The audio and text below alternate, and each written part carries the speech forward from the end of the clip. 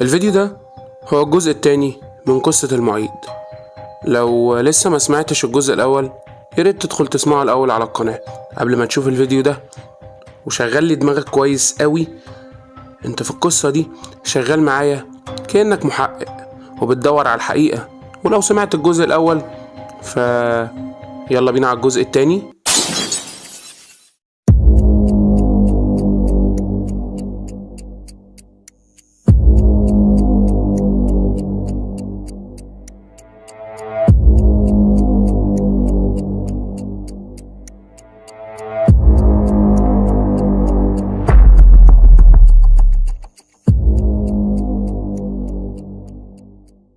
محمود سمير ما كانش قاتل عادي، كان عبقري في الرعب. عارف ازاي يسيب بصمته وازاي يخلي الضحية تموت من قبل اصلا ما تموت، سواء بالخوف او بالترقب او بالاحساس ان الموت جاي مهما الضحية حاولت تهرب. استاذ فنون مستني منه ايه؟ دلوقتي هدفه بقى واضح جدا، بنت الضابط عادل فريد. اللعبة اللي كان بيجهز لها من سنين وصلت لاخر فصل والميعاد بقى قريب جدا. عادل برضو ما كانش بني ادم سهل، من اول ما لقى صورة بنته على مراية الحمام عرف ان الوقت بيخلص منه وانه لازم يتحرك بسرعة. عادل فتح تحقيق اعمق في حياة محمود ولقى شيء غريب جدا، عنوان بيت قديم في حارة ضيقة في شبرا، بيت محدش ساكن فيه بقاله سنين من ساعة ما نقل اسكندرية تقريبا وهو مقفول. بس المفاجأة ان البيت ده ما كانش بيت محمود، لا ده كان بيت خطيبة محمود اللي ماتت. هل ده مكان الجريمة الأخيرة؟ في نفس الليلة اللي اختفت فيها ملك بنت عادل موبايلها اتقفل واصحابها قالوا انها كانت راجعة البيت بس ما وصلتش. في خلال ساعة جت رسالة على موبايل عادل، صورة لملك مربوطة في كرسي ووراها محمود سمير مبتسم ابتسامته السامجة وماسك معاه مقص، وكلمة واحدة مكتوبة في الصورة: ميعادنا الليلة، البيت اللي هديتوه. عادل طلع جري على العنوان ومعاه قوة كاملة من الشرطة. المكان كان مضلم والبيت مهجور، لكن جوه كان في نور ضعيف خالص طالع من شباك صغير. عادل دخل بحذر هو والفرقة اللي معاه، السلاح في ايديهم، قلوبهم بتدق بسرعة رهيبة، وكل خطوة في المكان كانت بتأكد لهم ان هم داخلين على فخ مش مرعب، فخ مميت. وفجأة صوت ضحكة ضعيفة طلع من فوق. محمود كان مستنيهم. لما عادل دخل لقى أوضة قديمة في الدور التاني، شاف المشهد اللي عمره ما هيطلع من دماغه مهما حي. ملك بنته قاعدة على كرسي مربوطة بالحبال وعينيها مليانة رعب وبقها متكمم مش قادرة تنطق، ومحمود واقف قدامها ماسك مشرط ووشه هادي. المرعب في محمود انه مش زي اي قاتل، يعني ما عندوش غضب، مفيش انفعال، هدوء مرعب كأن الموت بالنسبة له لعبة. محمود بص لعادل وقال له: وصلت بدري، انا كنت مستني اللحظة دي بقالي عمر. عادل في ساعتها رفع السلاح عليه، لكن محمود ضحك بضحكته السامجة دي: هتقتلني؟ انت فاكر انك جاي تنقذ بنتك؟ بس المشكلة مش في هنا، المشكلة ان انا خلاص بدأت. في لحظة محمود رفع المشرط ناحية وش ملك وبدأ يقربه وهو بيقول لعادل: هي شبهها بالظبط بس ناقصها حاجة، عارف ايه هي؟ عادل واقف عاجز عن اي حركة غلط، اي رد فعل محمود ممكن يقتلها في ثانية. وفجأة صوت طلق ناري في المكان والوقت وقف. عادل فتح عينه لقى محمود على الأرض والدم بينزف منه بشكل مش طبيعي، وملك بتترعش مش مستوعبة اللي حصل. بس مين اللي ضرب النار؟ عادل بيبص وراه لقى ملك هي اللي كانت ماسكة المسدس وبتترعش والدموع مالية وشها. هي اللي قتلته.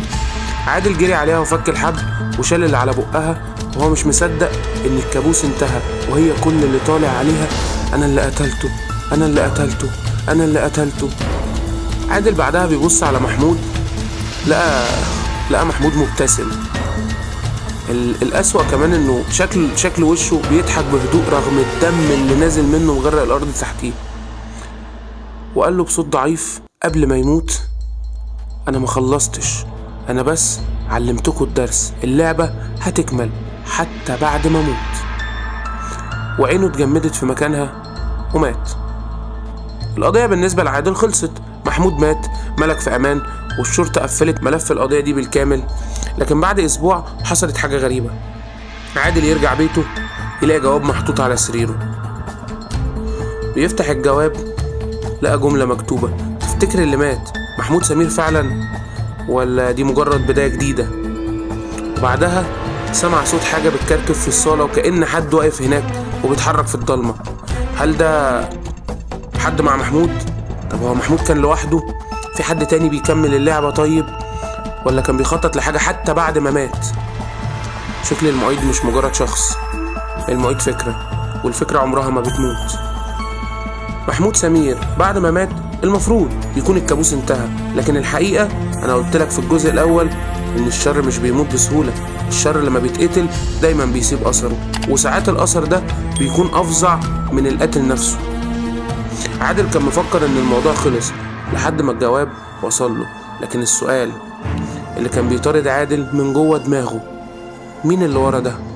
والأهم، إيه العلاقة بين محمود وبين خطيبته اللي ماتت من زمن وبين الضحايا أصلا اللي كان بيقتلهم؟ الإجابة هي في حد ذاتها أصلا جريمة. عادل ما قدرش ينام، بدأ يدور في كل الملفات القديمة، أرشيف الجرايم اللي اتقفلت من سنين، ويدور على أي حاجة تخص خطيبة محمود، نورهان. المفروض إنها ماتت في حادثة، مظاهرة اتحولت لاشتباك ما بين الشعب وما بين الحكومة، ورصاصة طايشة جت فيها. قضية عادية حصلت من سنين واتقفلت.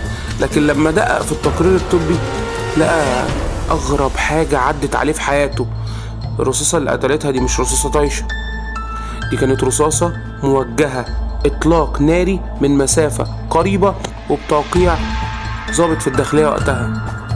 الضابط اسمه كان واضح بالنسبة له بس هو مش مصدق، الضابط عادل فريد. جوه دماغه: أنا إزاي؟ ده مستحيل. عادل قلب في الورق بإيدين بتترعش. هو عمره ما قتلها، هو عمره ما قتل حد أصلا، حتى هو ما كانش موجود في المكان ده وقتها. لكن الحقيقة اللي محدش قالها إن عادل في الوقت ده كان مجرد ضابط صغير، واشتغل تحت قيادة واحدة من أقوى المجموعات السرية في البلد، مجموعة من الحكومة كانوا بيسموها مجموعة الظل، مسؤولين عن تنفيذ عمليات تصفية لأي حد خطر على الأمن. ونورهان نورهان كانت خطر عليهم، كانت واحدة من اللي المفروض يموتوا.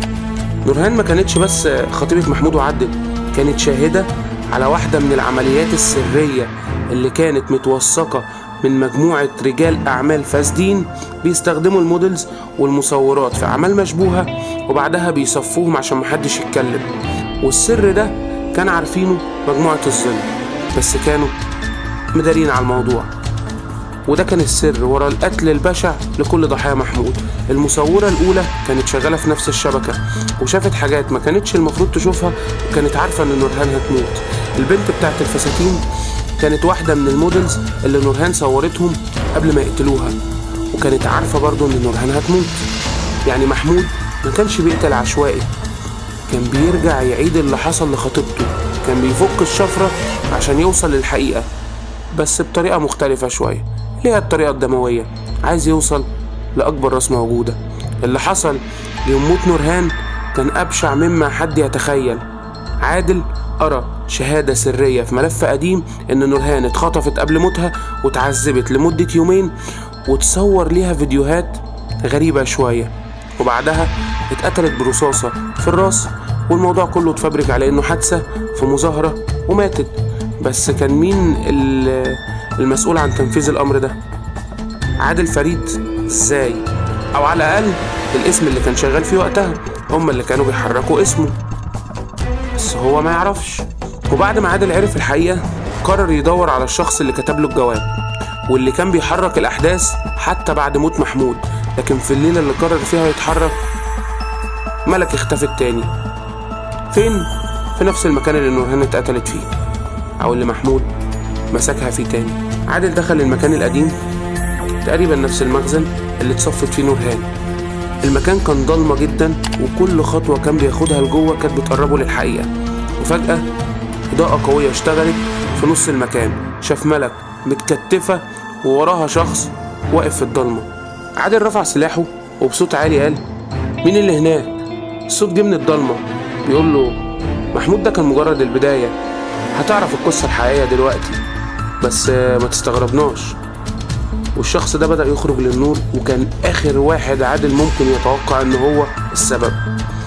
رئيسه القديم في الداخلية، هو اللي كان مسؤول عن تصفية نورهان بنفسه. الشخص ده قرب من عادل وقال له فاكر لما سألت نفسك ليه محمود ما كانش خايف؟ لأنه ببساطة كان عارف إن في حد تاني بعده، حد أقوى منه، حد بيكمل المهمة دي.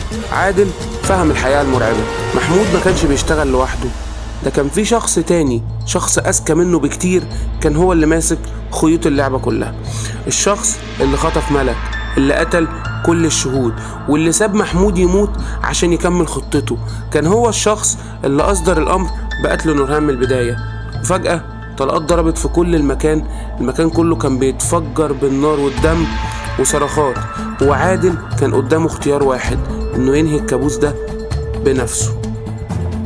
بعد ليلة دموية الشرطة لقت المخزن مهجور متفحم مليان جثث، بس في حاجة غريبة، لا جثة ملك ولا جثة عادل كانت موجودة.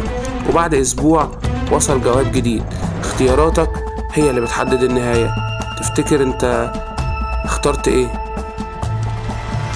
هل بقى في اللحظة دي قصة المعيد انتهت، ولا المعيد لقى لنفسه تلميذ يكمل الورث بتاعه اللي بدأه؟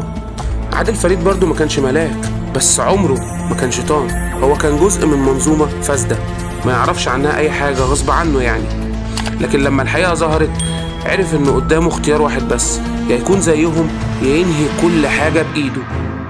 محمود مات لكن انتقامه لسه مخلصش، كان مجرد بداية، وعادل قرر إن هو اللي يكتب الفصل الأخير. بعد أحداث المخزن عادل بقى راجل مختلف، الشرطة أعلنت إنه مفقود وجثته ما كانتش موجودة وبنته مفقودة معاه، بس الحقيقة إن عادل كان عايش بس بشخصية بعيدة شوية وجديدة عليه. ساب كل حاجة ورا ظهره، ساب اسمه، ساب وظيفته، ساب حياته القديمة، وبدأ يدور على الناس اللي لسه مكملين في اللعبة القذرة دي، الناس اللي كانوا سبب في قتل نورهان، واللي حولوا محمود من راجل فنان عادي خالص حياته هادية لقاتل متسلسل.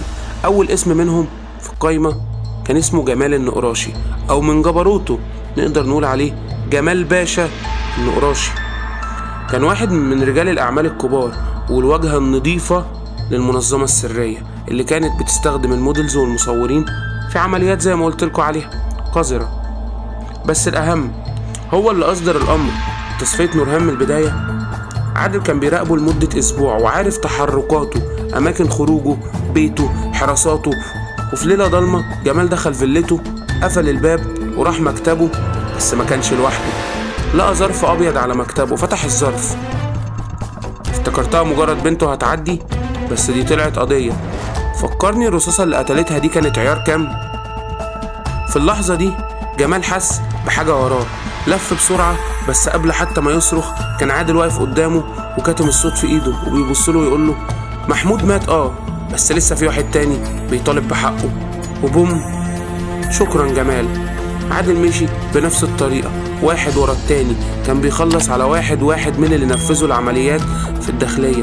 أولهم من الداخلية نفسها كان واحد اسمه اللواء متولي صادق، اللي كان مسؤول عن تنفيذ العمليات داخل الداخلية. اختفى في ظروف غامضة، وبعدها بيومين لقوا جثته في عربيته وورقة في جيبه مكتوب فيها كل روح راحت ليها تمن.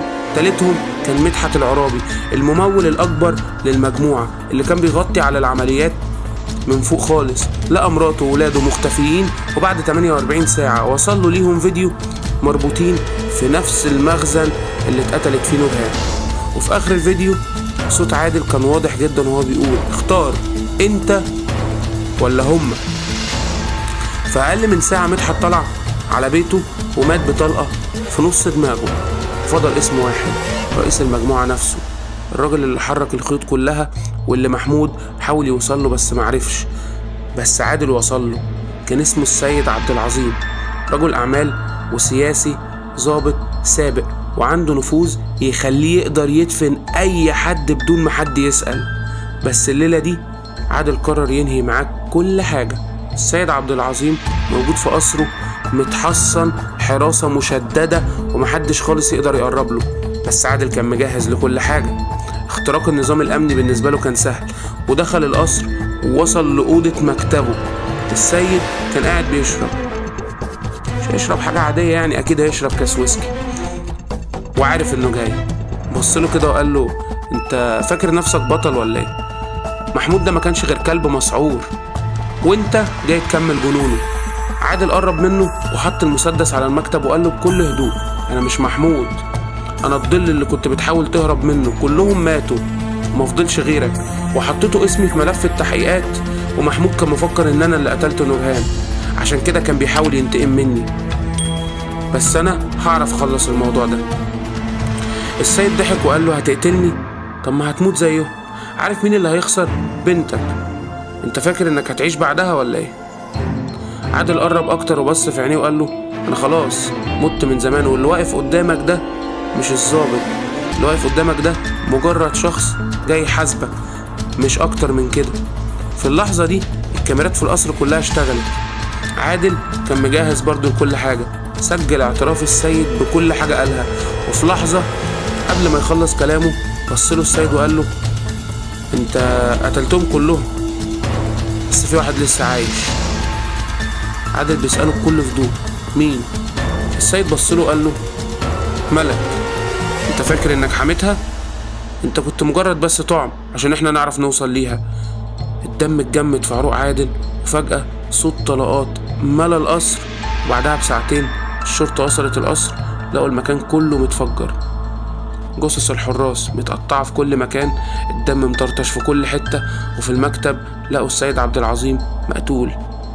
بس الأهم إن كان في ملف كامل في كل فضايحه، وفي فضايح المنظمة وانتشار للتسجيلات بتاعت السيد عبد العظيم على كل مواقع الأخبار، عشان محدش يضغط على الرأي العام ويخفوا القضية. بس عادل نفسه ما كانش موجود، ملك ما كانتش موجودة. وبعد شهر انتشرت أخبار عن تفكيك أكبر شبكة فساد في البلد، واعتقال ضباط ورجال أعمال كانوا جزء من منظومة سرية لتصفية الشهود.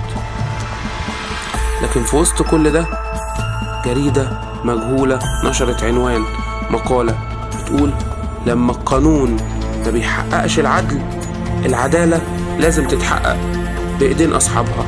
وفي آخر سطر في المقالة توقيع بسيط: المعيد، بس للمرة الأخيرة، وشكرا.